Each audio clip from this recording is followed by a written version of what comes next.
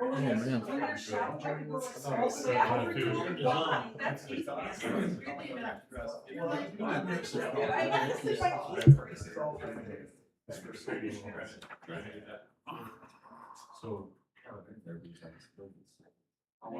I tried to go through that water efficiency plan, but man, it was like Long. 150 pages. Yeah, it was long. I skimmed through it Saturday night. She said next thing you know, she said I was snoring. Well, there were a couple of things when we get to the valid language. I had just some comments. Yeah. Afraid to make this inquest. Yeah, I asked,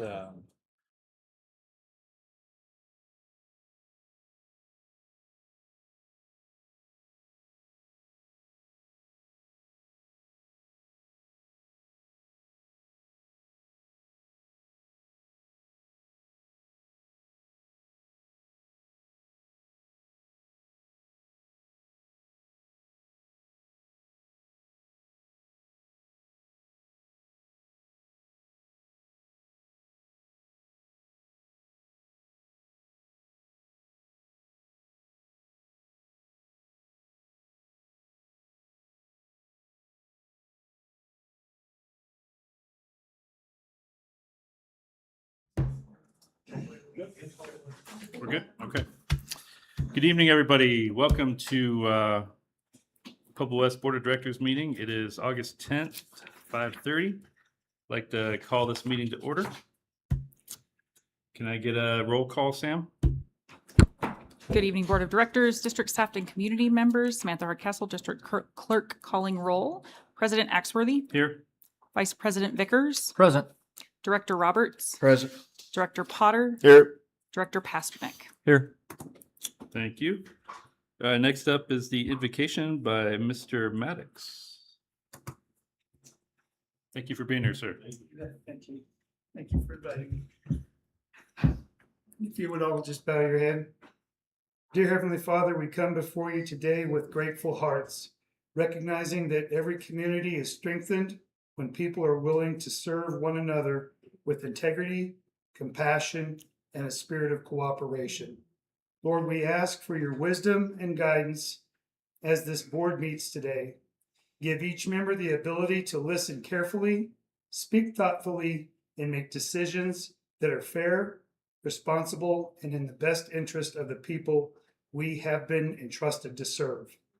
Remind us that leadership is not a personal recognition or an individual interest, but about serving others.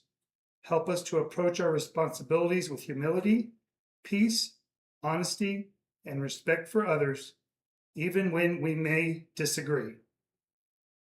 Your word tells us in James 1:5, if any of you lacks wisdom, let him ask God, who gives it all generously without reproach. So today, Father, we ask for that wisdom. Bless this community, its leaders, its family, and those who call it home. May the decisions made today promote peace, strength, and community, and contribute to the well-being of those we serve. We ask these things in the name of Jesus Christ. Amen. Amen. Thank you. Walter. Thank you, Walter. All right, Pledge of Allegiance. Rodney, has it been a while? Go for it, sir. I can't remember. Pledge allegiance to the flag of the United States of America and to the republic for which it stands, one nation, under God, indivisible, with liberty and justice for all. Thank you, sir.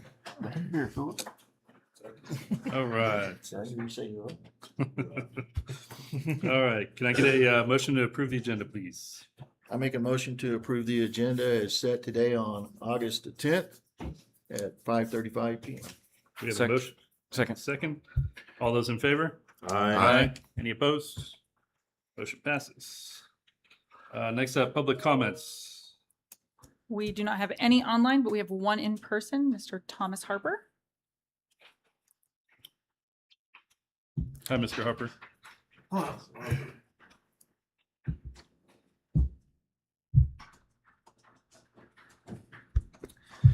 Board members, unfortunately, I'm here again regarding 567 East Tanager Drive and the variance now before the COA. Metro records show Sean Winters closed the 2024 enforcement involving the documented commercial equestrian operation and related covenant violations on the claim that the board only wanted district property issues pursued, despite no documentation, board authorization, and despite the matter already being before the COA. Christian Hine later confirmed my account of that history was accurate. Then on July 9th of this year, Mr. Winters told the COA the only prior matter he knew about was a 2025 vacant lot issue, despite his involvement in closing the broader 2024 case. He also claimed that matter had been compliant, despite receiving evidence immediately beforehand that those conditions had returned. Everything I'm saying is documented, and I recorded that hearing.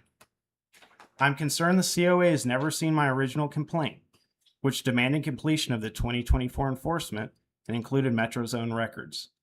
Yesterday, another neighbor approached me about this variance because she fears it could allow the commercial business to return.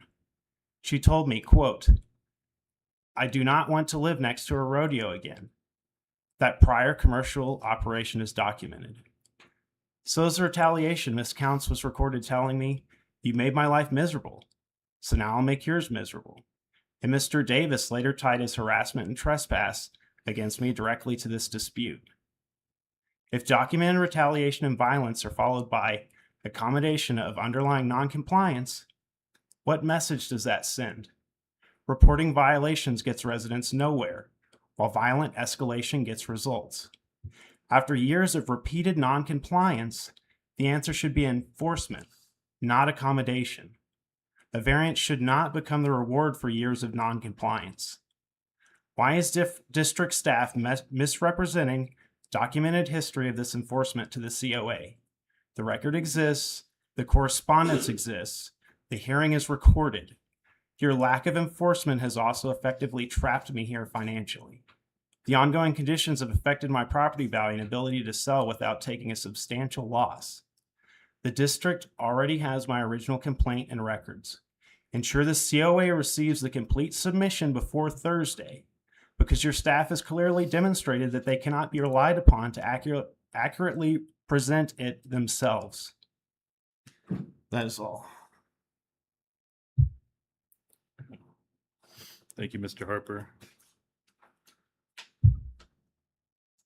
If you can follow up with me on the documentation that you have that we just spoke about in the hallway, that'd be great. I Yes, appreciate I it. will. Thank you. Okay. Next up, approval of consent agenda. Does anybody have any questions regarding the minutes, economic development policy, or the design, build, delivery method? Mr. President, the only thing I'm gonna say is I'm still not comfortable with the design, build, delivery method. So I don't know, would I just vote no on the consent, on the total vote, or? If it was just specifically for that, as I understand correctly? On the consent Yeah, agenda? it's just for that, but. I would recommend taking it off, just asking it to be taken off, and then whether roll call voted, just vote on Okay, it. that's fine. That's what I would ask then. That we take that off and vote separately. And then you So we can, need a roll call vote on whether or not to take it off, correct? no, he's able to request it. If you want to just accept it as, there's no accepting it. He just essentially takes it off.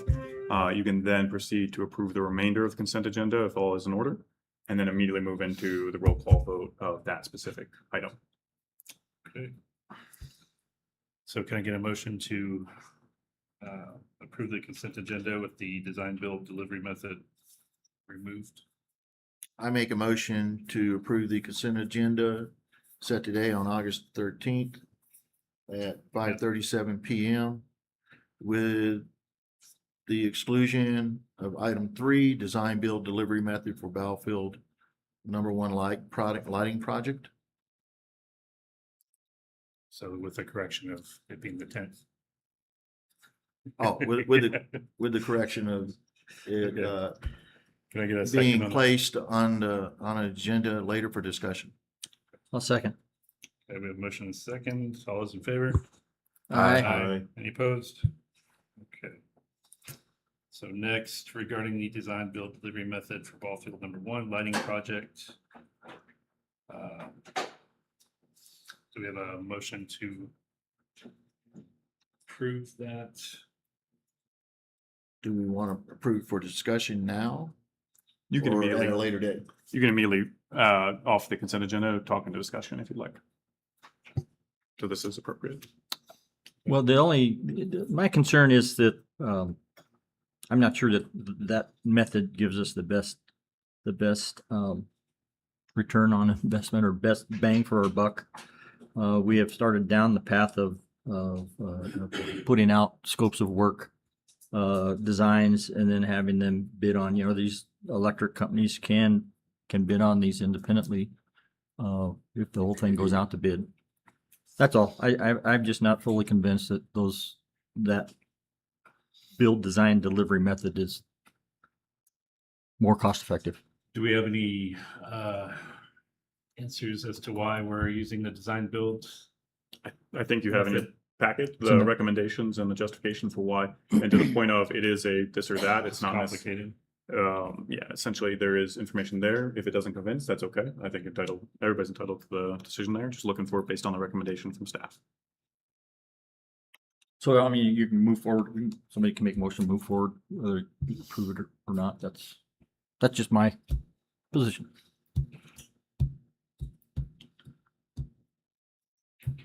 Does anybody want to make a motion to move forward or table it for a later date? I want to make a motion to table it for a later date and further review and maybe more detailed content afterwards. All I would probably ask is what information would you be looking for that's not present to make sure we I'm come back with it? gonna review it more thoroughly. Okay, so if I could ask if that becomes the motion to stay. Actually, I'll let that become the motion. I don't interrupt. So we have a motion on the table. Does anyone want to second that? I'll second it.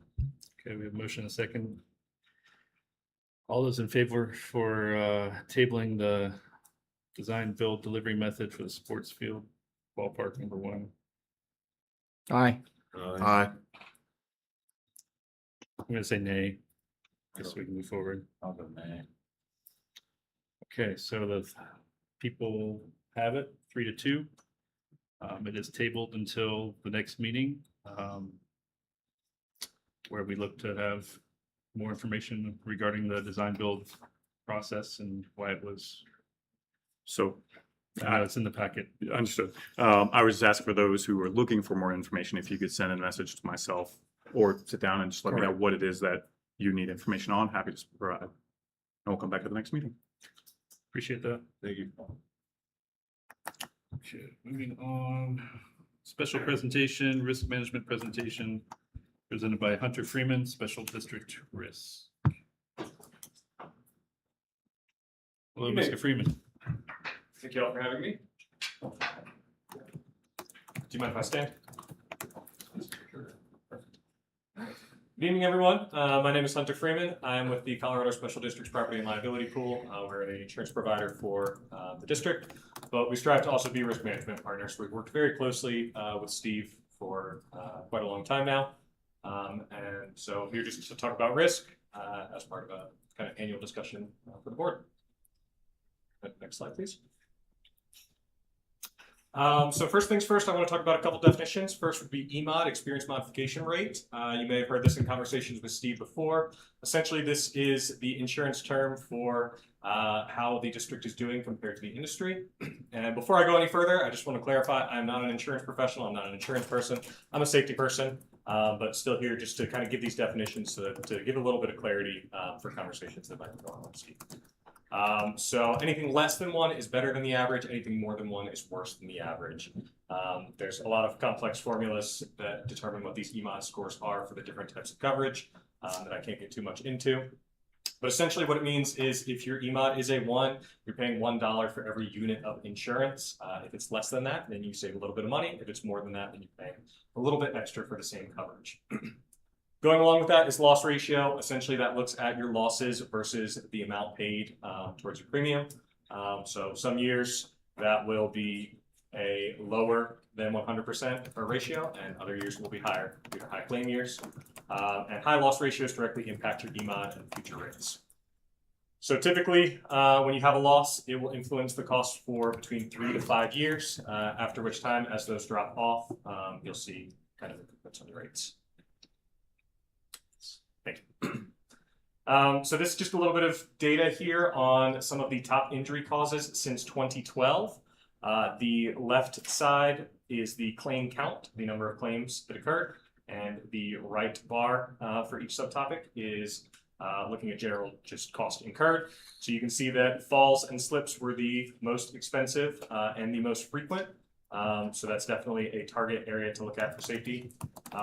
You can see at the top that this data is since 2012, so quite a long time frame that we're looking at here. So it might not paint the whole picture of what has happened in the last couple of recent years. But that being said, falls, slips, lifting, struck bys, these are all very commonly what we see across industry. Yes, sir. So on the falls and slipping, is that 455 events? No, sorry, that is cost in, I believe, thousands for gross incurred for Okay, and- all of those. Is that are these statistics based upon the Metro District's safety record? This is the Metro District, yes. Okay. Do we know how many employees over each year had falls and slips? We could certainly break that down year by year. There's 13 total cases that were claims made since 2012. So that's maybe one a year if you average them out. I couldn't say Oh, I see, specifically. 13, right past. Yes, sir. Yeah, Yeah, sorry, yeah, that right. second side's a little hard to see there. I had to look up. Sorry. What are those last two? Fall, same level, and bodily reaction? Sure. So it is for fall same level. Falls are broken down into kind of slip fall. Falls on same level would be more like a trip over ground. But essentially, it's the way that the claim was reported. So there are a few categories for falls that kind of push that overall fall risk a little bit higher. And then bodily reaction oftentimes is like an allergic reaction or exposure to chemicals, something along those lines. Again, this is a very broad look at the data, so I can't give you too much of a peek into the individual circumstances. But you don't have a year by year, this is. We could provide that data at another time, but not in this presentation, no. This was just kind of a brief, broad snapshot to give an idea of how the district has looked historically. Okay. Moving on to returns on investments, why safety matters. The biggest thing is your direct savings. Reduced claims lowers your EMOD scores, lowers your premiums. Typically, the return on investment is between $4 to $6 for every dollar invested in safety programs.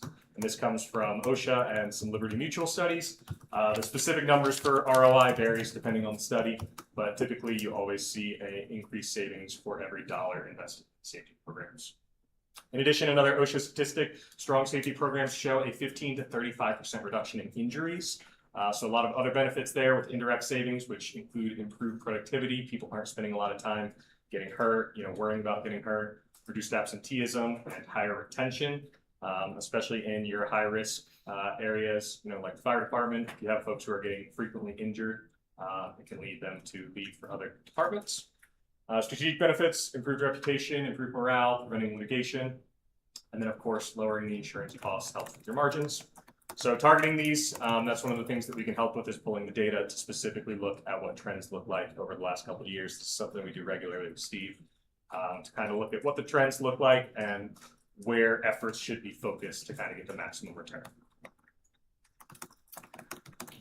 So why act now? Why does time matter? You may be familiar with the terms leading indicator and lagging indicators, but just to give a brief definition, the leading indicators would be the immediate measures that are taken to improve safety in the district, whereas the lagging indicators are kind of the result of those actions. So those can take months or years to take effect. So some of your leading indicators may be near miss reports when you have folks who are reporting concerns that they see. Things that could potentially become incidents, training rates, PPE use, ergonomic assessments, drill participation, that goes on and on. There's tons of leading indicators. That being said, based on those, improving those numbers, typically you see benefits to your lagging indicators, which would be your incident counts, the cost of those incidents, lost work days due to injuries. And so combining that with the timeline of the claims that we discussed before, typically you don't see financial impacts for years. Oftentimes the impacts of today are delayed potentially for years. So the work that Steve does today probably won't be seen until next year at the soonest. That being said, some of the things that the pool does and some of the ways that we have worked with Steve in the past are through safety trainings and consultations, helping solve any unique problems, connect with others in the field, whether that's other water districts, fire districts. Y'all are very unique with the scope of the Pueblo West district, so we can get in touch with the different smaller districts that have similar aspects. CPSI certified playground inspections. Did some of those earlier this year, basically just another set of eyes keeping an eye for playground safety. Facility walkthroughs to identify and mitigate any hazards, and thermography and infrared scans. Essentially, those are thermal scans to identify hazards, and then those can be referenced whenever you have any power issues. So if you have lightning strikes, power outages, or other issues, we can reference those and see if there's any change to kind of proactively identify hazards.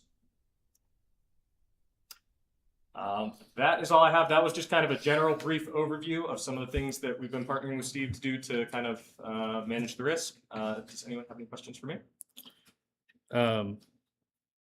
So based on the data, we have about 5.14 events per year leading to claims.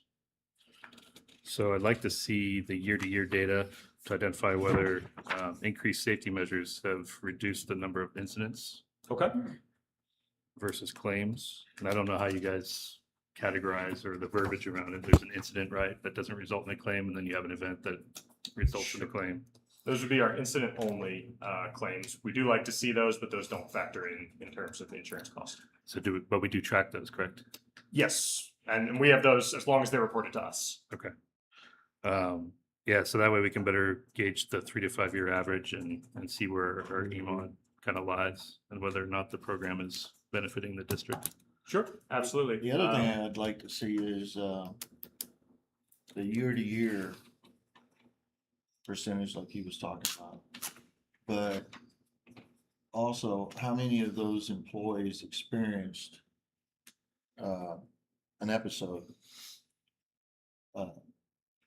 seeked separation from the Metro District shortly thereafter because of their injuries? So You those understand are what I'm saying? statistics Like I could long-term provide. workman's comp, Sure. it took them out of the play of being able to perform the duties, or maybe they had I seen it many times in government work when people were getting short to the end of they want to give their sick leave and any other type of leave longevity into their exit plan. Okay, so I'd be curious to see those statistics too. Absolutely. For both of those, I could definitely help with the claims side, but some of the other stuff, I of course won't have access It's to. more HR related. Yeah. Sure. If you like, if I don't mind, asking just a follow-up, maybe to understand that request. I think I understand as far as claims or issues that lead up towards the end of service. Basically, I'm just curious how many people were injured that shortly thereafter they separated from the Metro District. We might have to cross-reference system, but we can see what we can provide as far as data. Okay, thank you. Perfect. Thank you. Okay, next we've got the water efficiency plan update by Catherine, I'm sorry. Sorry, Catherine. That's okay. I'll forgive you. It's been a long week. It's a long week already. It's just Good rolling evening, into another. President Axworthy and board members. I am Catherine Clough with the Water Department Utilities Program Coordinator. So I'm here tonight to provide an update of the district's water efficiency plan. With the assistance of JVA, the required 7-year update has been completed. The draft plan has been submitted to the Colorado Water Conservation Board for its review and feedback. Next slide. A little bit of background for many of you who haven't been here. Next slide. Sorry. The water efficiency plan is a required document. The CWCB requires the district to update the plan every 7 years. Our current plan was completed in 2020, and the Bureau of Reclamation also requires the district to maintain an approved water efficiency plan. One of the primary goals established in 2019 plan, which was concluded in 2020 because of COVID, it was to reduce overall water consumption by 9.9% over a 20-year period. We have already achieved that goal while even adding 1,694 new water taps during that time. Next slide.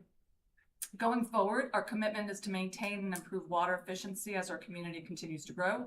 We will continue to focus on reducing water loss throughout the distribution system, continuing meter testing and replacement programs. This year so far, we've replaced 6 of our 13 3-inch compound meters, which are pretty old. We will continue to manage the system pressure by reducing pressure in high pressure zones. Again, this year we've installed 4 new pressure reducing valves. There are 2 additional areas that require PRVs, along with 3 that need to be repaired. This is to lower excessive pressure in these areas to reduce main breaks and system leakage. We'll continue to monitor non-potable irrigation system, review large irrigation accounts, and conduct outreach to high-use customers, and continue public education and water conservation outreach. Overall, the updated plan demonstrates that the Pueblo West has made significant progress towards its conservation goals while continuing to responsibly manage water resources for a growing community. Next slide. The draft plan was released for public comment on July 24th. Notice of the public comment period was provided through the district's website, Facebook page, and the Pueblo Chieftain. Printed copies of the draft are also available at 63 Spalding Avenue and at 20 West Palmer Lake. Both the community and the board can review the draft and submit any comments to me by September 25th.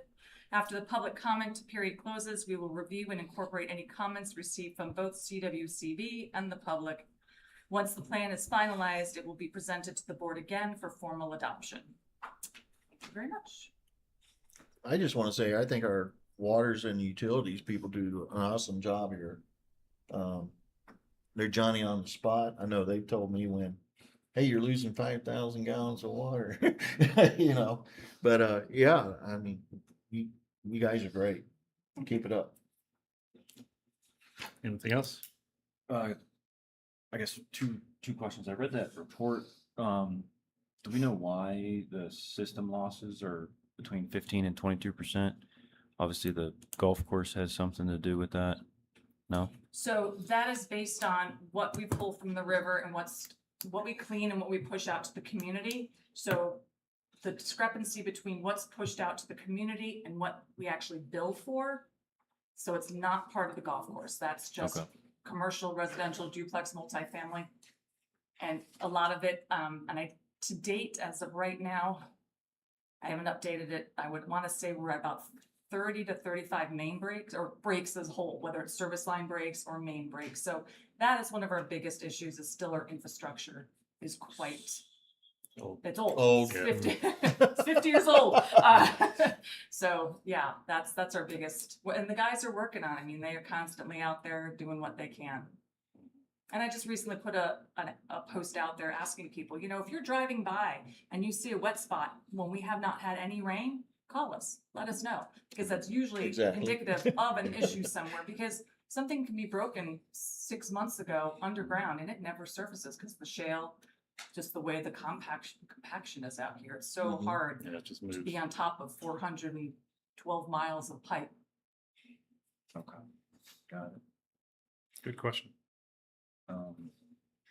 So I guess big picture, when I look at this and I think, okay, we have conservation and loss reduction on one side, storage and additional water rates on the other side. Those are like the long game, storage and additional water rates.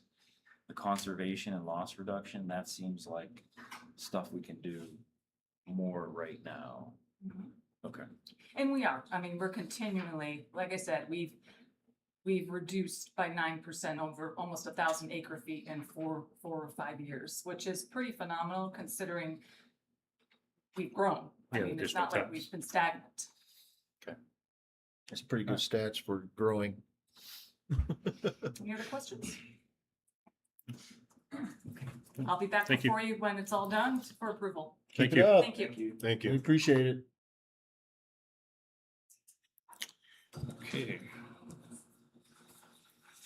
Next up, guidance, strategic priority number 10, perfecting the roads IGA and MS4 with a joint meeting request and coordination with Pueblo County. Christian, would you like to take the lead on this? And I'll chime in. Absolutely. Good evening, Board of Directors. Christian J. Hine, District Manager. So this one is a bit simple, at least on the surface. We have gotten a request for rescheduling of that joint meeting. The initial one was offered as far as the county commissioners trying to follow the Desert Hawk meeting that's taking place August 19th. It would immediately followed it 12-1 at the BOCC chambers. Just for clarification, that is where they hold their public meetings. That's where the Desert Hawk meeting occurs. After starting to share this information and getting feedback, I know we have some elected officials, obviously work 8 to 9 or 8 to 5, hopefully not 8 to 9, 8 to 5 throughout the week. So recognizing some challenge for that. Before we even got to this conversation, which came about as far as recognizing we wanted the board to make a decision on that first one, I got a follow-up email asking an alternative from the commissioners, which would be Tuesday, August 18th at 5 p.m. at the same location. So both have been requested of us. I imagine it sounds like they're favoring the Tuesday one. It sounds like they're moving their regular meeting back to accommodate. So that's on the Tuesday table. when? August 18th, Tuesday at 5 p.m. So that is the request tonight for the board to consider, is as far as location, date, time, understanding we also have a desire for general counsel to be there and availability there. And that would be at the BOCC also. And that'd be at the BOCC. So just looking for guidance from the board. Otherwise, President Axworthy, if you have any comments or thoughts? I don't. I appreciate the ability to move the timeframe from the 19th, 12-1 to Yeah, I agree.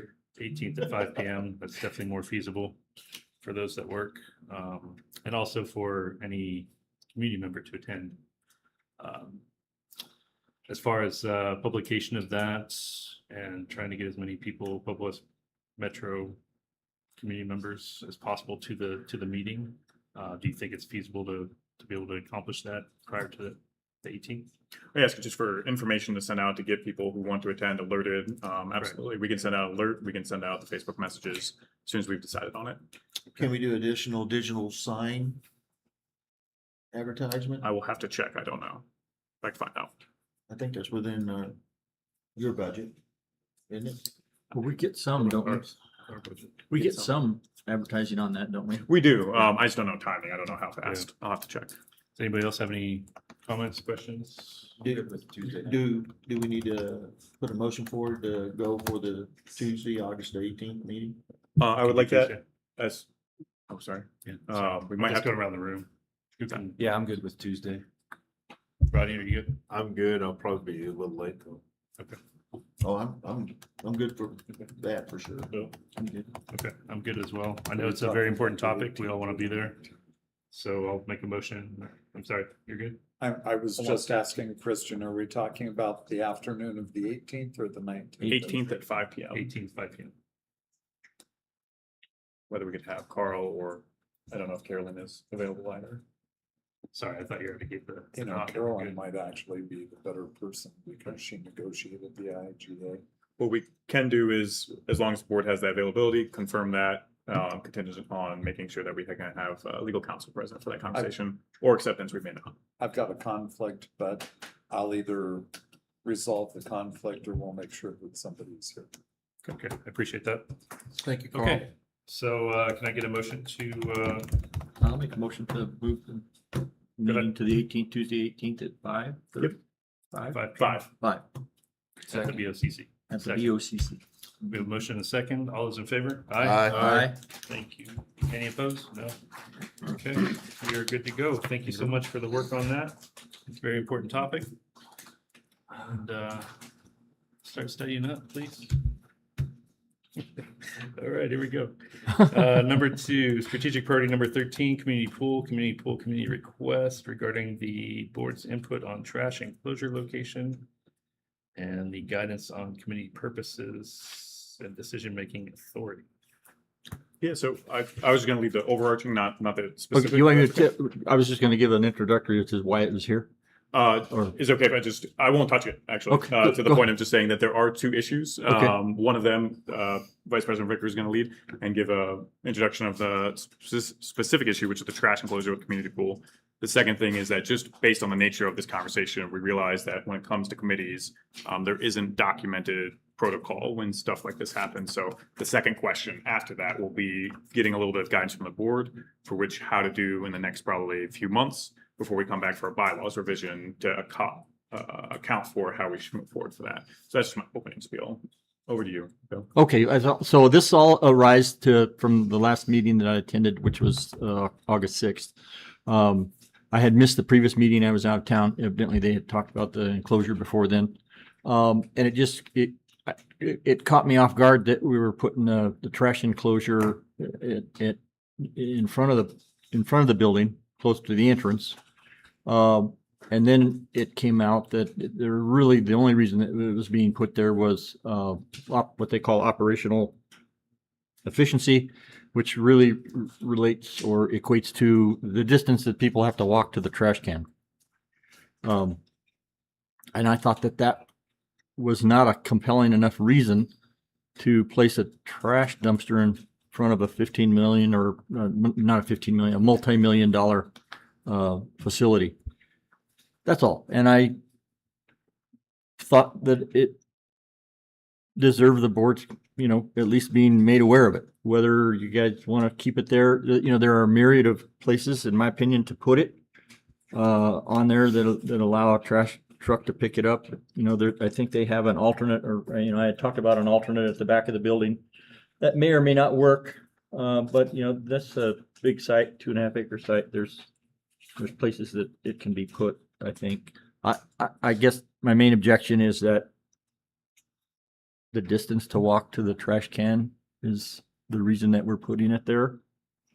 I did say, we can get roll around trash cans that have wheels on them. They can roll them out there. As far as I know, we're going to plow it to keep the snow off the driveways and the parking lots and the sidewalks when there's snow. Trash containers don't look good after a while, after the trash trucks beat them up. I just think there's a lot of reasons not to put it in front of the building. I've driven around Pueblo West and Pueblo, and it was hard pressed to find any buildings that have their trash container collectors in front of their buildings. So I thought that the board ought to be made aware of it. The other part of that discussion was cause and effect of such a heavy vehicle driving through the whole parking area to empty that dumpster. When you got a vehicle that size and weight on an asphalt, especially like right now when it's 102 to 104 degrees outside, and it takes a turn, that weight shifts and it causes the asphalt to heave in the direction of the turn. So we want to avoid that by minimizing the distance of retrieval of that trash receptacle. And also ensure that it's on concrete so that heaving does not happen. And since this is potentially a sports complex, I would pose that we could put it off to the east and make a larger trash receptacle for future build out. So that way it's already there. The trash truck can turn right off of assembly, go right into it and then back up on assembly and then leave. Okay, because they pull in forwards and back up to empty those dumpsters. So that's just my thought process on it, but it wouldn't be out front of the building or an eyesore, but either way, our employees get paid no matter what distance they have to walk. So I'm gonna chime in just briefly, just as someone who takes the trash out regularly in kitchens. It is a big deal. It's a morale thing. It's also difficult in the wintertime. Doesn't matter if there's a little bit of snow or ice on there or there's none on there. It makes a difference. I'm actually shocked it's not even closer, to be totally honest. I think that distance right there is far enough. I've worked in locations where you have to walk around an entire building just to throw away some trash, and it makes it not efficient and bothersome. We do have exit doors from the inside to the east corner of that building. They'd have to go through the pool. Yeah. They'd have to So go through the pool then. I would consider staff's recommendation if they feel that's the best place to put it for now, then that's probably where we need to put it.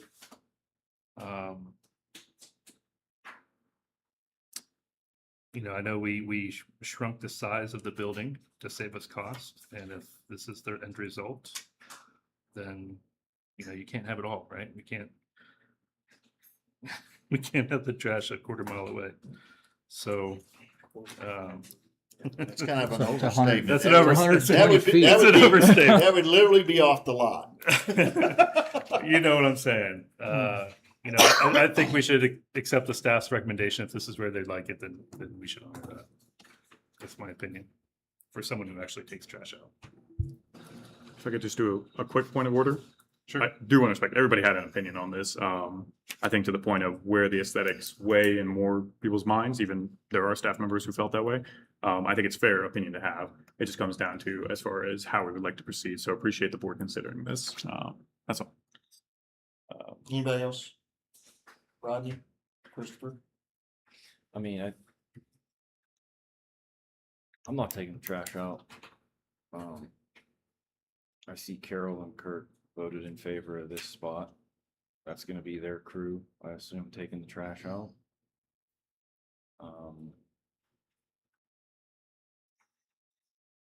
I think I'm good with where it is. Was this how did this location come about to begin with?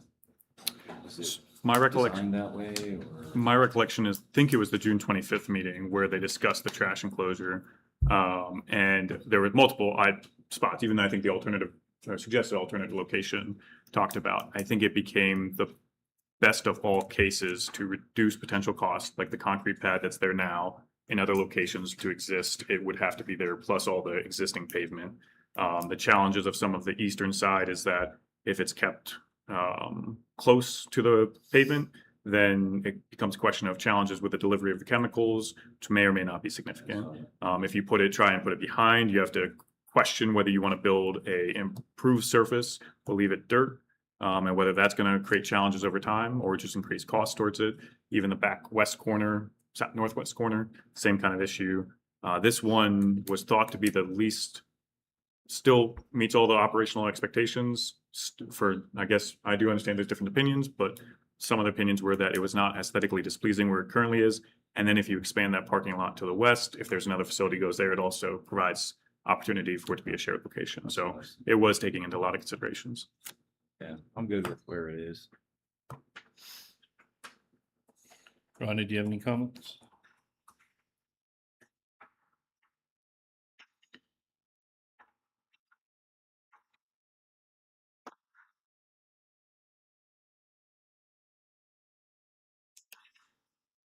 Yeah, without having to see the area, I'm not sure that what would be so wrong with it going towards the east myself.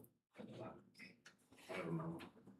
I also think that there might be issues with possible safety issues if the garbage cans going in there and collecting the trash. They're gonna be going in amongst the population that's trying to get in and out of the pool house. There's that safety concern that I have, of possibility of the garbage guy getting in the middle of community parking lot and all that other stuff. Cause you gotta drive right down the middle of this. I can speak a little bit to that. There are definitely other alternatives if you think about like closer to where the road is or just keeping them out of the parking lot in general. Between the two, I think it was a question of safety. Originally, there was just a one-way parking lot. And so this one was going to allow people to come in originally to access parking lot. They're going to be in the northwest section of the parking lot itself. So it wouldn't have disrupted it. Has since changed to, I believe, a two-way parking lot. So not as big of a concern. But one of the points of safety is also lighting of wherever that space is, both for staff safety and graffiti, essentially, wherever it could be. So that's where things like the alley are far away from any lighting was a challenge too. I forgot to mention. So am I right to assume that the second piece of this this topic is to discuss essentially why the board is discussing overriding the committee's vote? Yes, Is that- generally yes, is because understanding of committees and the recommendations has been made. There are some standing and some special committees. There is no specific protocol of what occurs. For instance, admin building or pool committee, if you have elected officials assigned to it, an assumption, right or wrong, has been that they're assigned there to represent the potential for the board's interest of it, but there's no weighted vote. So if you have 2 elected officials in there, 4 or 5 staff members, the thought is there's all equal considerations. They're all there to be part of it. We have, just as I'm sure Greg and Chris might be able to test, when it comes to admin building and what things look aesthetically, it's not a board versus staff. There's different opinions, different thoughts. We just simply take it to vote, thinking there's all equal voices. Looking at Sturgis, looking at things to try and get some more background on what committees are like and what they could be. There are some recommendations, including majority versus minority when it comes to if there is a vote. So tonight, just looking for guidance so that way we can cover the rest of the few months before maybe we come back with actual protocols in place to develop. But it's essentially coming from if there's a singular issue that arises, is it fair for any person, whether a board member, whether a staff member, to raise an issue if they were to dissent from a committee, a vote, to the board's attention? Is that appropriate? We definitely know if there's a major difference, major issue, like, hey, it was going to cost a lot of money, it was going to change from the plans, absolutely, that should go to the board regardless. But if it's something where we would think that there would be a committee authority decision or something entrusted to them, is that something appropriate to come? So that's where the question comes from. Let me elaborate on a couple things. We have a Fire Station 1 committee for the design? No. Okay, I didn't think so. Fair. Okay, so that, we went from a remodel to potential addition to where we got now. It's pretty much a standalone facility with a breezeway. Okay. So all of those were board decisions to go that route. Ultimately, whether, to me, if a committee comes up with a design, the board has to approve the design and the funding of that design. So to me, that just like with the COA, when they have issues, they bring it to us and then we make a decision. So I think it should stand that the board has the final say on any of the committees or designs of any future projects. That's just the way I look at it. To what you specified there, the board absolutely does, and that is how we work. It's the things that happen that aren't about the design, the funding, the specifications of usually the operational. Like, we're not going to ask the board what AV equipment would be best. Typically, we would follow to our IT, audio, video, for that kind of recommendation. So the question is, when it comes to those type of aspects of it, is it appropriate to elevate if someone dissents or not? Yeah, I mean, Well, I think anybody can bring a question to the board. We're not saying nobody can, and whether it's from a committee member or a board member. You see, or an employee. I mean, in my opinion, something like where the trash receptacle goes shouldn't hit the board level. In and of itself, fine to approve the final concept. At that point, if someone wants to voice a disagreement over where the trash receptacle is, that's fine, but I don't think the board needs to get into this type of real discussion. Quite frankly, I think that I mean, none of us are going to take the trash out, for one. So if they want it closer, to me, it's okay. It's not that big a deal. I mean, I'm not going to be standing out there taking selfies in front of the trash can. So I think, We're walking a quarter mile.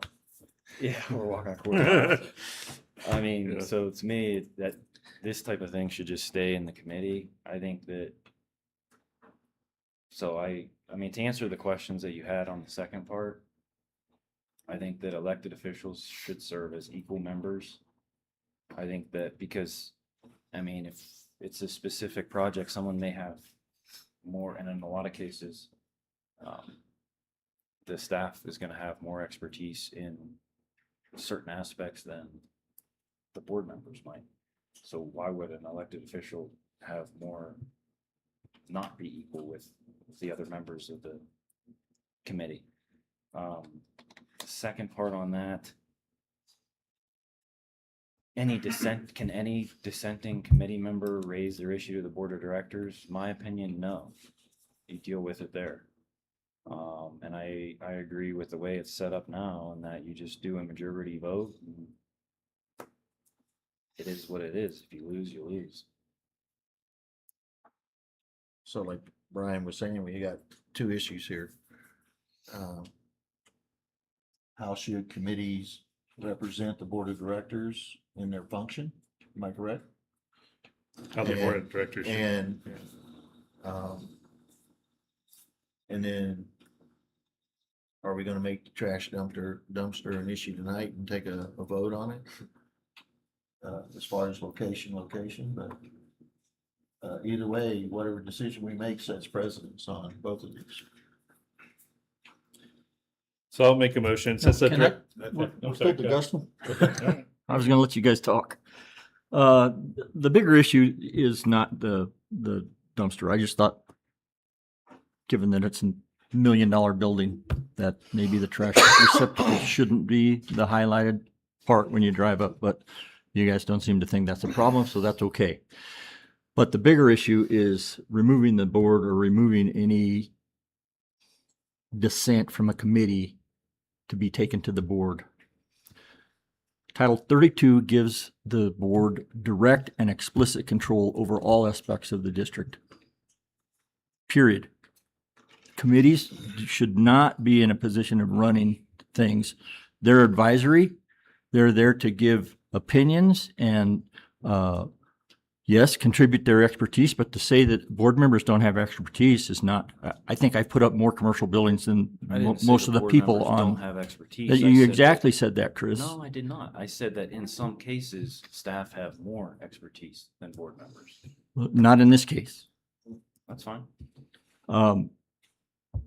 And to have an opinion just disregarded because you are outvoted, we're painting a picture of democracy here. This is a representative government. We're elected by the officials, by the constituents of Pueblo West to do things, the best that we can for Pueblo West. And a differing opinion is fine. I mean, I wanted it to come here so that you guys could at least see the problem. If you're okay with where it's at, then that's fine. But to take the board members out of really being able to see anything that's in committee before it's presented to them as a full package is expensive. If there's corrections that need to be made, it could be could be costly. So I think it's imperative that the board has the ability to interject at any time during any process. That's what we're elected to do. So on the admin building, how did we get to the point that we presented that? The different, Like the CMGC versus or Yeah. more the aesthetic. why did that show up here? That showed up here because there was going to be, we were already outside of what we projected as our budget, based on some of the feedback we got from the design team for opinions of probable cost, and a recommendation for a different approach that requires board approval came about in that discussion. And so between moving forward, knowing that the opinion of probable cost could come outside of the scope, cutting costs when we understood that these are just opinions of probable cost and we could be well within the scope and we'd be cutting parts of it that would be challenging to either get back later on, could mean that we spent a lot less, but we didn't get as much, or this third approach required board approval itself. And so in that discussion between all the committee members, I think it was recognized that was a board decision at that point. I can give an example of more of an aesthetic thing that didn't come necessarily to the board. So example of that is the general layout, like where things, the bathrooms, how the orientation of the front desk, thank you, existed. Because there was a general desire, it still went through a board, approval of the actual schematic and design, but we didn't talk about the exact bathroom location or orientation of different classroom setups or any of that. It was mostly just an overall, to the, I think, point Greg even raised, actual designs need to be approved by the board before they move forward. And that's what happened on that aspect, but location, services, the operational stuff did not. And that's why I brought up Station One. Look how many phases we went through and we're what, 6 years, 7 years into this? That is more due to multiple boards with No, I different know that. visions rather than it But we're was still going an through issue of that. it. We are moving forward for it. If I don't want to stop if you have if you're following through with the point of it, I just have a point of order afterwards. I mean, what I would want to avoid is, quite frankly, something like this where if any dissenting committee member can raise their issue to the board of directors, that means, okay, if I don't get my way, well, then I want to go to the board of directors, tell them why they should side with me continuously and over again on yada, yada, yada, as opposed to getting the project done and complete, move on, and let's go, let's actually get something done. I would agree with that. It places a committee in a position where they ultimately have to just do whatever the board members say that are on the committee. Otherwise, you end up visiting with the board on not the the ultimate intent. decision. I understand. But It that's, was an that's- issue that I thought the board should that's at the least message. take a look at. No, I hear you. I hear you. And we are looking at it. Ultimately though, I would trust that you guys would bring up, hey, or send us an email saying, hey, we had some disagreement on the dumpster location. What are your thoughts? And then we can have discussions via email or whatever, or Not supposed to do that, I thought. not altogether. Well, We're I not thought making it any was decisions. getting a consensus over email was not a good thing. Should, can I make a point of order? Because I think I can address some concerns and what might We happen can next. discuss. We What's just that? can't make a decision. I'm so sorry. What? We can discuss via email. We just can't make a decision. You cannot do anything that appears you were discussing business outside of a publicly noticed meeting. My bad. For instance, things I one, don't I was email. reminded about that. One when I board called member- you about the BOC. yes, that is why we had it on the agenda tonight. Now, to be fair, a point like things like scheduling, there are some accommodations for that when it just comes to scheduling a meeting. But if you start discussing actual business, that would potentially violate your sunshine laws or open meeting laws, That's why I wanted to bring it to the board. which is fair. And if I may, with the point of order, Yeah, go. I do appreciate Bill bringing this up. We had a discussion about this, I think Friday. I think you sent the email Thursday. Discussed it Friday, recognizing it's not the greatest, most grandiose issue. But also knowing there's no protocol, bringing it in for discussion, I think was appropriate as far as how we don't have guidance otherwise stipulating what should be done. The only thing I wanted to share is there is guidance essentially in Sturgis of what should happen in situations like this. And while Title 32 obviously, and totally agree, has all power to the board, it can delegate and decide what authorities it will grant.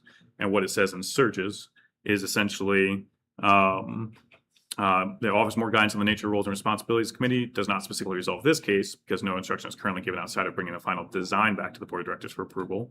There were 3 sections I found providing guidance that were closest: the importance of committees, the advantage of committees, and the powers, rates, and duties of committees. These generally provide that instruction should be given to committees by the appointing authority, to review the board typically. The committee is responsible for reporting to the authority appointing them. Committees will perform the bulk, and committees perform the bulk of the work of organizations through the work to be done and proposals to be formulated. So what would likely ask for within the bylaws is essentially whenever we form a committee, specific instructions and scope and authorities that they can or can't do. Oftentimes in majority or minority cases, typically what happens is a reporting structure. There is somebody appointed as the committee chair who then provides a report of what the majority opinion in the minority opinion back to the board of directors. And my request and what I would probably put in that bylaws revision is if you're going to appoint an elected official committee, they probably should serve in some function as the chair, and they would be responsible for those reports. And I would ask that those would be written reports that describe what work is being done, what is the majority, minority, and then the board can take that up as far as if they decide they would like to, rather than putting it in dissenting hands. But that's my point of order as far as what we would look to based on the nature of the conversation. And I just want to elaborate on one other thing. This is the first time that I know of this type of situation that's come up. So it's not happening all the time. Okay, so I think it's good that we're having this discussion as far as the responsibilities and the duties of the committee to the board, so, and their individual responsibilities also, so. And do we want to also set this for further discussion for committee assignments and duties and responsibilities or anything like that? What I would, if it's okay to ask, just to wrap it up, because I know we have been talking at this one, make a motion deciding the trash enclosure. And then the second one, if a motion can be made to keep the current committee assignments and roles and the expectations throughout the remainder of this year, understanding it does not happen too often, and that staff will come back with a bylaws revision accommodating what should happen and how to address committee issues like this by the revision for 2027. We can do that. Oh, I lost my thought. Back to the, yeah, I think we do need to clarify what we think committees should be doing and what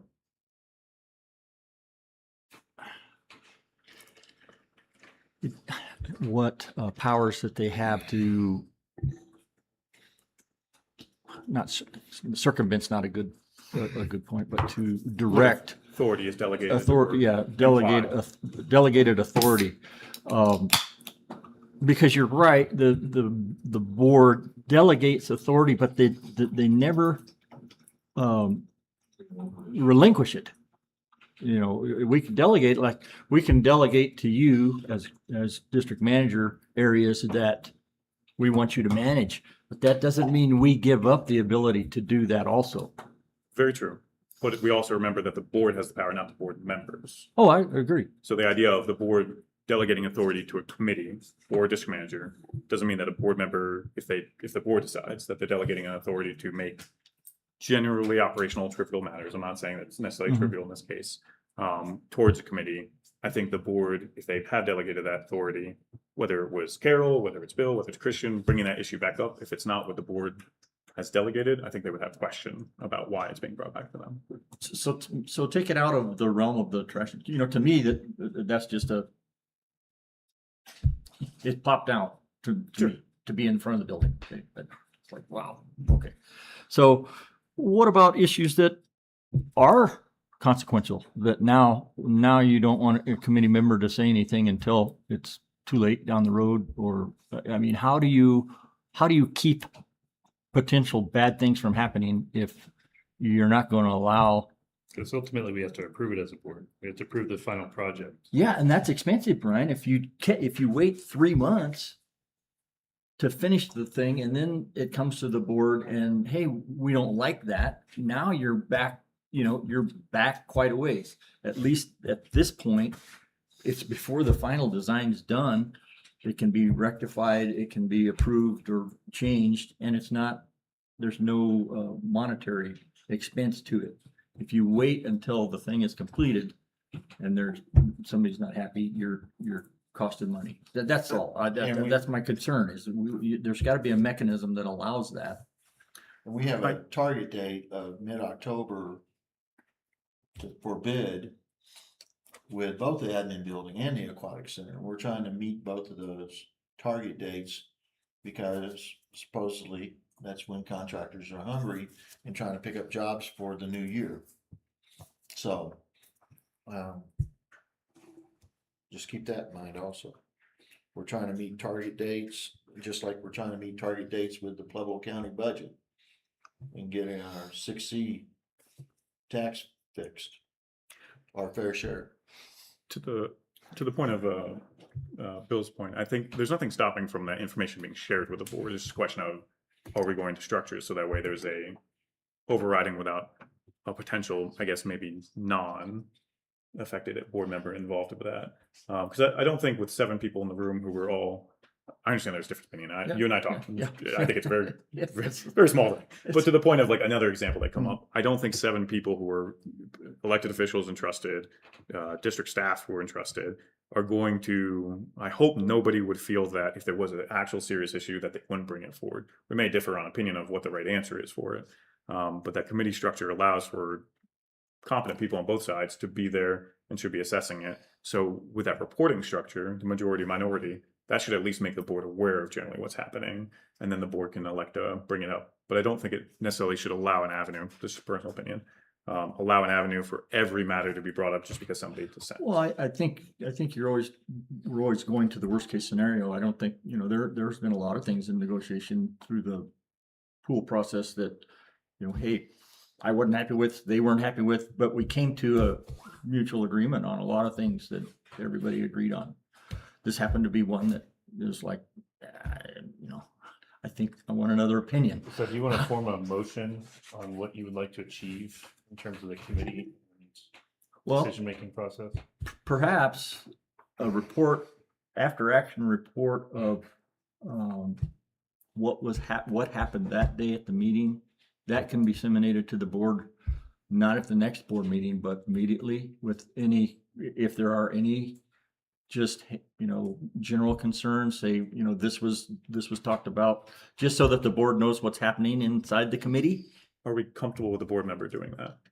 If they're like, I if there's an don't elected care who official. does it. Okay, because I think that's my understanding is why you would assign your board members to a committee of that is to have that report back. Oh, yeah. And that would- Yeah, sure. I don't think there would be an If issue that's with what that then. that would be fine. So basically, the motion you're is- assigning a board member to report back to the main board. Yes, and if we want to make sure that we're all above, that can be something that the board member either disseminates directly to the board, but the risk of them having conversations, teach you how to BCC so that doesn't happen, or it can go through the district manager and there's not going to be any alteration of the. Just send the Yeah. report to you. And I'll do it in my and DM then you update. can Hey, do it. here are the committee updates I've gotten thus far.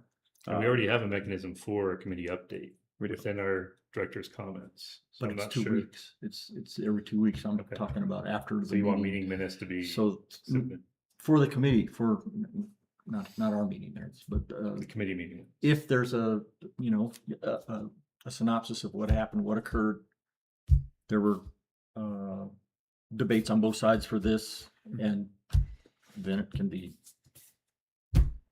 acted on or not. I don't. It could be as simple as a nothing significant to report from a board member, or here's a specific issue that came up just to make the board aware. Here's a majority dissenting minority opinion.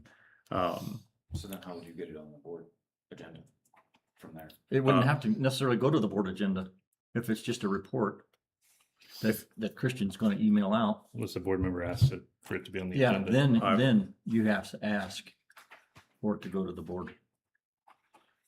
But you have to, I think we need to be careful that you don't make everything so trivial that that they're afraid to say anything Yeah, I don't. because they think it's trivial. Because you never know, it may lead to other ideas or other things that weren't thought about that could potentially be. You'd think that'd be done in the committee. That's where I'm at with it. I personally think that if there's a disagreement on the committee, that something like that, again, this is the first time I think we've ever had to discuss this. And that's probably why we didn't really thought about this. But I personally think if something like this does occur, then it comes to the board and we put it onto a discussion topic for later, another, not directly after it, but maybe another one after the original meeting. Do you get what I'm saying? So everybody has a chance to decipher because I didn't even know what was going on aside from, hey, we got this situation with the garbage can. I'm like, I had to laugh when I heard about this, but I was trying to give you the updates as quick as I could. yeah, But but like the at 5 minutes least we give had. some people the time and the time to digest what's going on, get some questions that they have that may need to be answered. But I don't think a committee should ever outweigh the board in all sense and purposes, because we're here, we got elected for these type of purposes. We do delegate the authority, but if something comes up where it's pretty much a situation that we're having right now, then it does come to the board. But to throw it on the agenda just immediately, instead of saying, hey, here's a situation that we got going on, let us be able to digest it and see what's going on, and then come to a better understanding and or decision making process. Instead of, because I'm still kind of confused as to why this is an issue. Yeah, I didn't know it was on the I mean, I don't, aside from the committee outweighing the board, it seems like that's where we're trying to digest or trying to decipher. I don't think a committee should outweigh the board. I want to be clear. Nobody's saying that a committee outweighs the board. It's just like if there's assumed delegated authority for committees to Right. make decisions right now. Right. The only challenge I see with the potential, the good news is this is just happening now. It's allowing us an opportunity to address, hey, this is not in protocol, how to handle. But if, for instance, like a small issue, I won't say trivial necessarily, but like, hey, regardless of who it is, brings it forward, elected official, staff member, doesn't matter. Right. Oh, sounds like I might have trouble. The question is, if that comes to the board and it starts delaying progress for projects, or if it comes enough, or if there is the frequency, I'm not saying we're just planning for the worst case scenario. We're trying to establish protocol that handles the majority of cases and can establish itself with some normalcy, so that way there aren't people who abuse that system. Then this conversation, let's say we wait another 2 weeks. They were asking for essentially that decision on Thursday when we had the indoor pool Yeah. committee meeting. So that way they can move forward with the sketch plan, they can move forward. We have delayed it till tonight so that way we can get the board's input because it was raised. And because there's no protocol in place, nobody is objecting, or I'm not raising any, red flags about it. But the question is, if we waited another 2 weeks, we're continuing to delay a potential project for it. So if it was, and I definitely understand, there's difference of opinion on this specific scenario with aesthetics, and came to the board. So a decision on that allows it to move forward tonight. Overall, the committee's delegated authority, what it can handle without having to seek the board's actual approval, what it should include in reports where there is maybe dissent, and how to move forward so it can continue doing the work of the district is the second part of the question. And we can come back with actual protocols by the time of bylaws revision, but just looking for a little bit of guidance for the next few months. Maybe we can talk and try to come up with something, you and I, and present it to the board, or whatever you guys want to Sure. do. If we could do the trash closure tonight, just to be sure, and then just give a quick, hey, keep things as is, or it's okay, basically two things. Is it okay as is, where committees take votes and decide? Or, hey, anytime somebody has a dissent, they're free to bring it up to the board until better protocol are in place, either or. Yeah. I mean, I'm okay with anybody bringing it up. So I make a motion to approve the dumpster location as the committee presented. Second. All those in favor? Aye. Aye. Any opposed? Nay. Nay. What if I abstain? You can't, you gotta vote. And you're a director to vote. Right, Vote, I vote. got you. You can vote yes. It's okay. Vote your conscience. The only concern I have is the safety. If that's not an issue or going to be an issue, and you don't think it's gonna be an issue, then I'm gonna say, what's the vote? Yay. Well, no, I'm okay with it where it's at. I don't care. Then yes. Then that's a yes. Yes. Good. And if the concern is safe traffic, this is one of the preferable locations due to that reason. Yeah, that's the only concern I have is safety issues, because it's gonna be driving amongst the people. Okay. So the A's have it. And then we need a motion to Either keep further as is, discuss or keep as is. committees can vote, and the voting majority should prevail unless there is a tie or a close call. Or the alternative is any dissenting issue can be brought to the I board's think we attention. need to come up, I'll make a motion that we come up with an protocol for dissenting issues in committees. I agree. I'm A not saying we don't. second. Oh. Hang on, I'm so sorry. Sorry. Until that takes place, I just want to get guidance from the board to know what is the preferable until the protocol's in place. Does that make sense? If it takes, as we evaluate it, If something like this happens again until Yes. the bylaws are passed, yes. So it's changed. I don't know. I mean, yeah, I guess it depends on what it is, huh?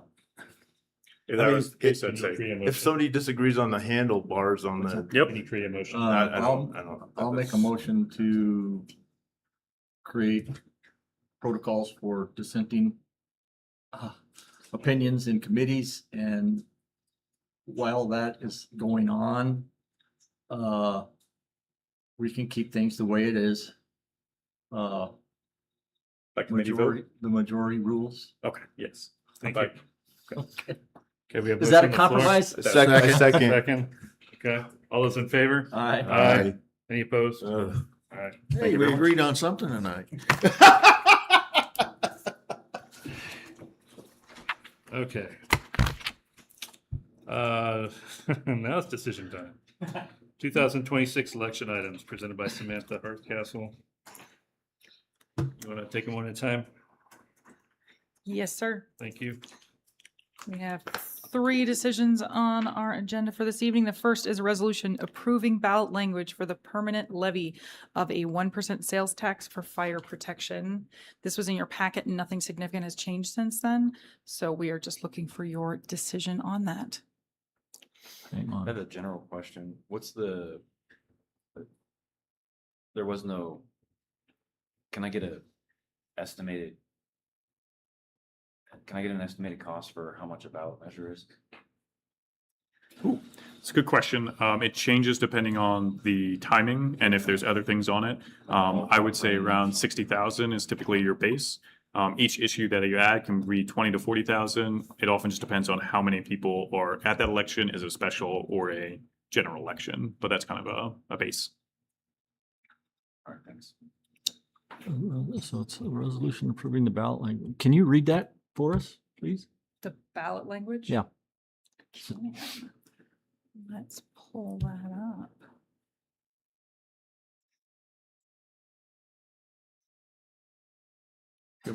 Yeah, if you have it up, you can go.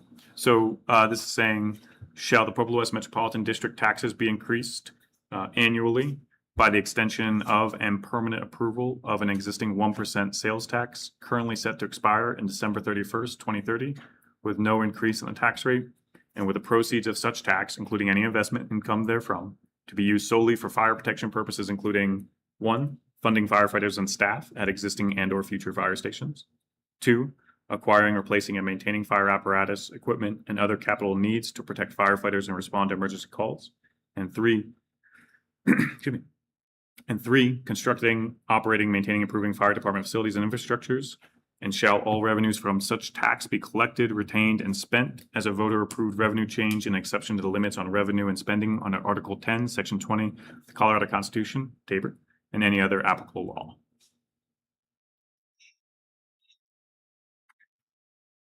Any further discussion? On, Either I'm missing it, and we're putting that in there for permanent, right? It is That's correct. permanent approval of an existing 1% sales tax as part of the ballot language. Yeah, there it is. permanent existing. Is that Mhm. there? Okay. Of an existing Of an existing, 1% okay, sales good. tax. All right. Not an And increase. just to clarify, this was run through general counsel, and it is something that we got the Department of Revenue feedback for. So that is where if you see some slight changes from maybe what previous one was, that's where a lot of that came from. And I think you gave a survey on that maybe a month ago. Or That spring, was favorable spring, from the community, yes. that they were in favor of the permanency. So on the information sheets, understanding the 2026 fire protection sales tax ballot question drafts, I have one thing down there Sure. on the second page. It says, what may the revenue fund? I think you should change the word may. May is permissive, which indicates it could possibly be used for something else. It should be Okay. maybe the word will For sure. or shall. Appreciate the feedback. Good catch, Bill.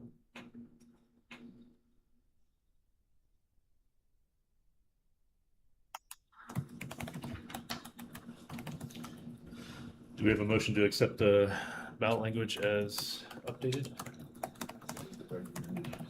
The recommended updates? Yep. And just to be clear, that we can change the information sheets for it. The only motion we're looking for tonight is strictly the ballot language, but absolutely we can adjust that. Make a motion to accept the ballot language as it is written. Second. All those in favor? Aye. Any opposed? Motion passes. Thank you very much.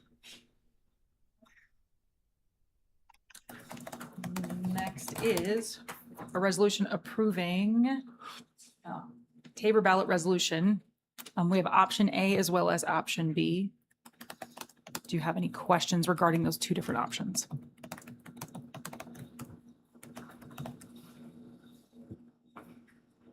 Any questions? I don't know that I don't have a question. Well, I have a question for the board, I guess, on the Parks and Rec one. I think I mentioned this previously, so I'm curious. Either one of these are permanent. So I was curious what you guys thought about making it a 10-year on the, really either one, whichever one we.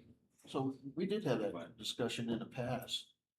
And we can always come back and make it a ballot issue to remove it later down. On down the road. What we're trying to do is not run into what we ran into here with the fire sales tax that's gonna sunset 2030, correct? Yes. Yeah, so, we're trying to establish that and maintain that and keep those already allocated taper funds available. So there's nothing keeping us from going away on either of those issues. That's correct. I guess I didn't follow that. That's all right. So A is for any issue and B is for Parks and Rec. B is for Parks and Rec. Essentially. In the conversations, I think, Director Pasnick, Chris' point, absolutely valid as far as question of how you might want to approach it. And Director Roberts, Greg's point about you can repeal it is accurate. My recollection of the conversation as we discussed it at the time was that we have obviously the fire safety initiative priority. Taper is coming to its sunset at the end of this year. Question of, I don't know if it's where your question about the cost of ballot issues came from, but it's one that we talked about because it is more advantageous to run multiple, from just cost savings Right. perspective, run multiple at the same time. When we talked about this one, we talked about general fund, parks. We understood at that time, both were being discussed, but parks at that time was more favorable. So we just prepared both ballot languages for the permanent because that allows to fund for multiple things that we have been talking about for Parks and Rec. It is common for government agencies to debruce permanently. Not all do, some have. And so that's where these two ballot initiatives came from. It's really not up to the government to debruce, it's up to the citizens. To essentially ask the question. Sorry. Okay. If I phrased that poorly, I apologize.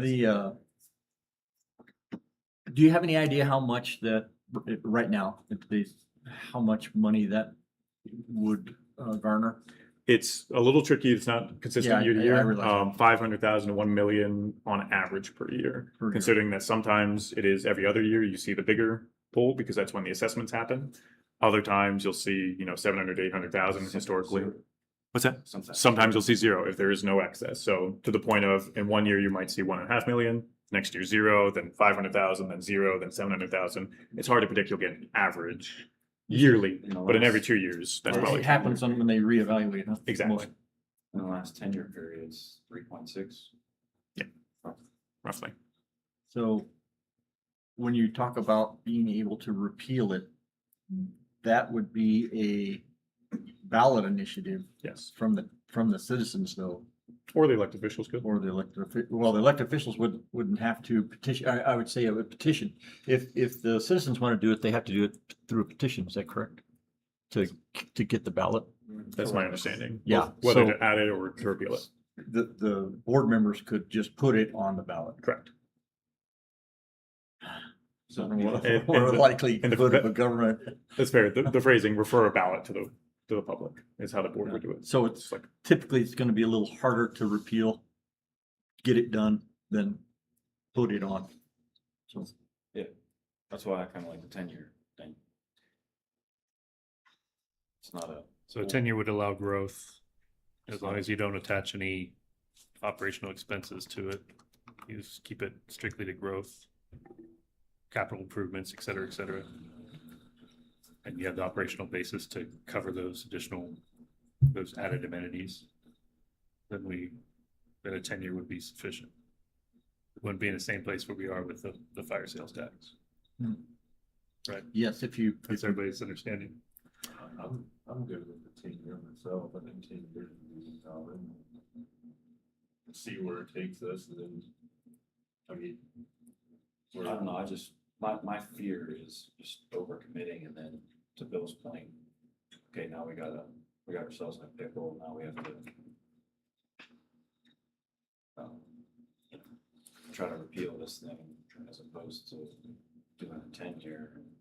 I mean, to me, the fire sales tax is different because I agree. that one was set up.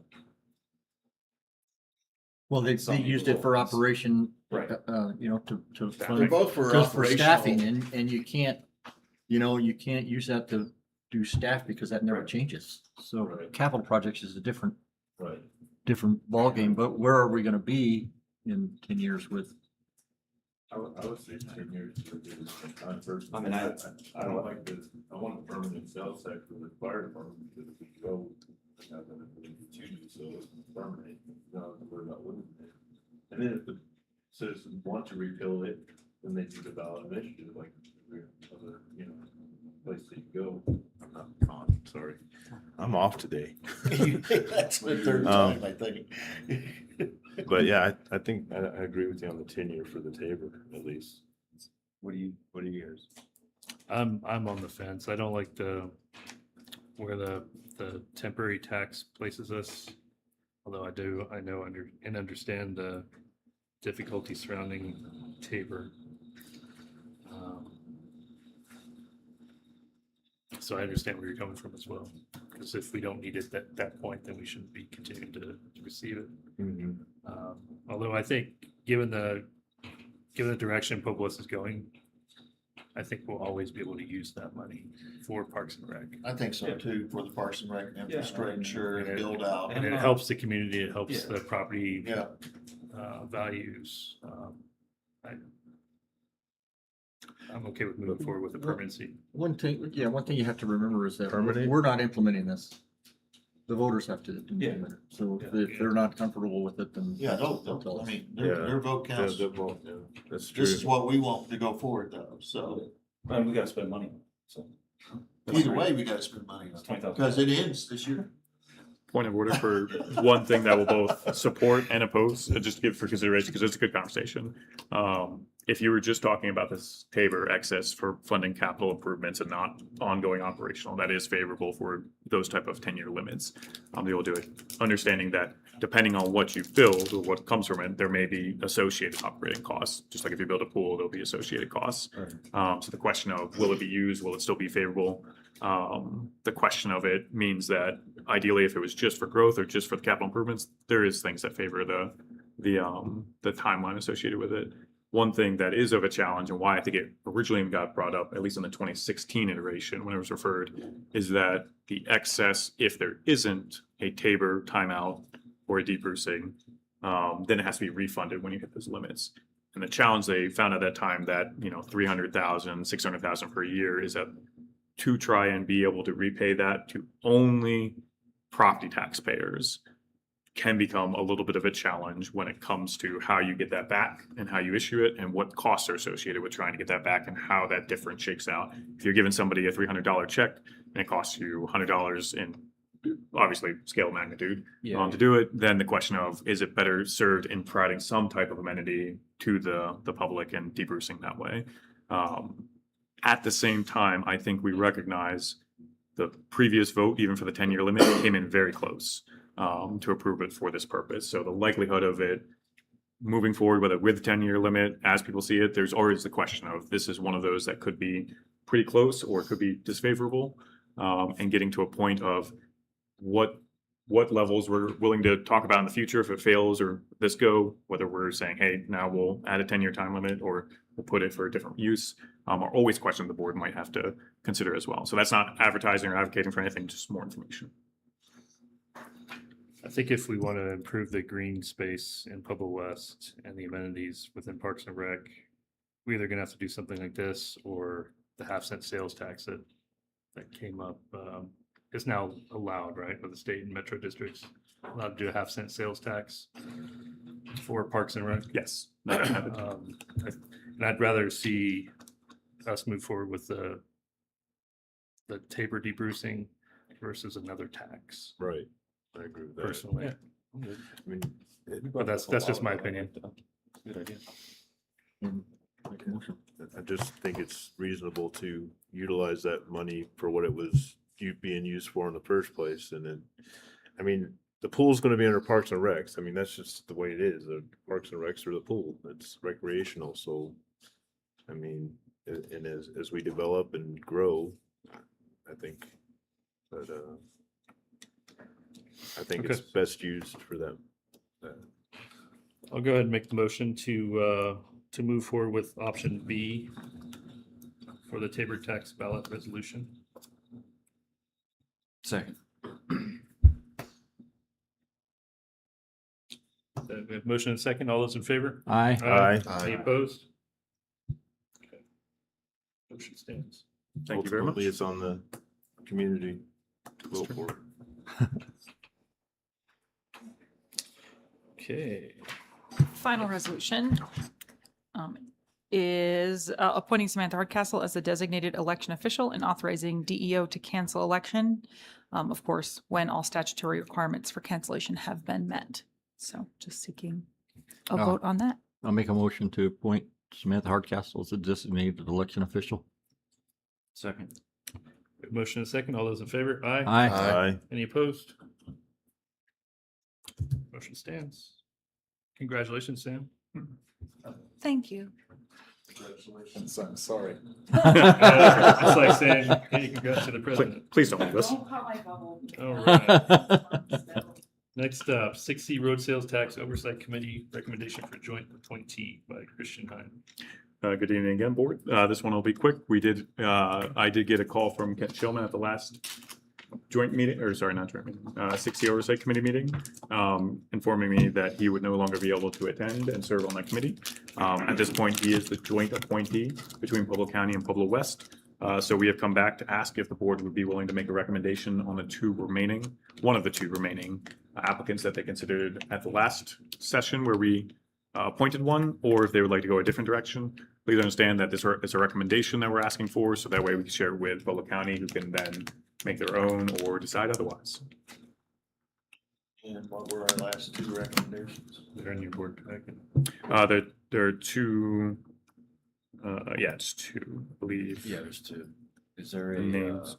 Mr. White. James White and Cabri Cleveland. you mentioned another direction. What does that mean? If the board would like to, let's say we can't come to consensus on a recommendation for one of these two, we could post it again. We could seek another way to make a recommendation or approve the joint applicant.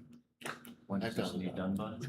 Ideally, I believe it's October. I might be able to confirm with Katrina or Samantha about the next oversight committee date, but it is every quarter and we just had it in July. So I think it's October. Okay, so basically do we want to select from the current applicants or open it back up? Yep, and it's October 27th. I make a motion to approve Crabtree Cleveland. Cabri, sorry. Cabri Cleveland. I'll second. Okay, so we have a motion and a second to approve Cabri Cleveland in the position. All those in favor? Any opposed? So moved. Thank you very much. We'll send that recommendation to Pueblo County. We'll see what they give back. And if both approve, then she'll be the next appointee. Next up, any more public comments? There are no more public comments. Okay. Board member and district manager committee updates and closing comments. Who'd like to go first? I got one before I forget. If we're gonna go, it's just something I've been thinking about, kind of brainstorming. If we're gonna pursue the change in zoning to give us more ability to do cash in lieu for water, if we start to see more residential projects come up, we might want to consider some type of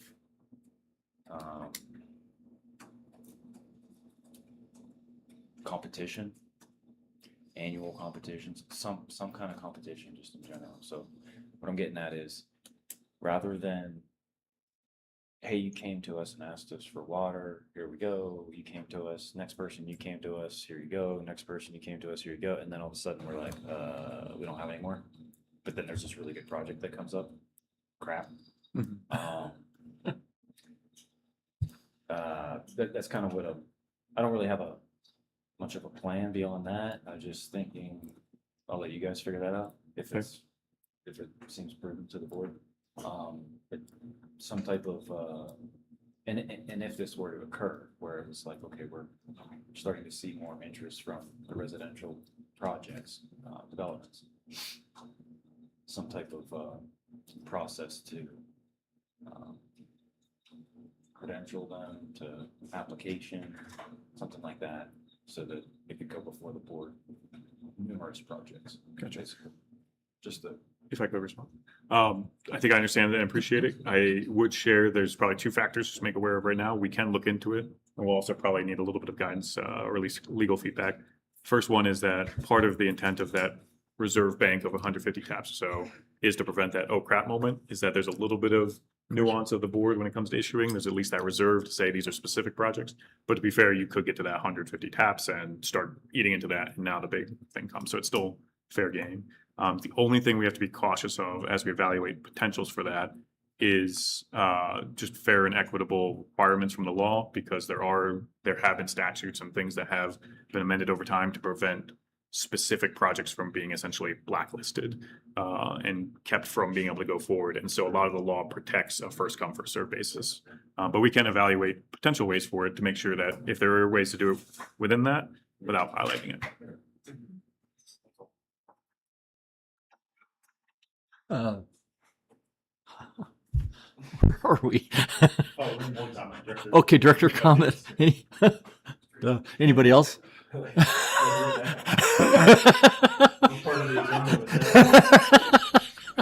I see.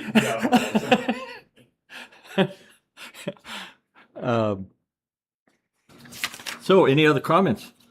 Or committee updates. Committee updates? And then I just have one comment. And on the additional then matter. you can say something now. I appreciate it.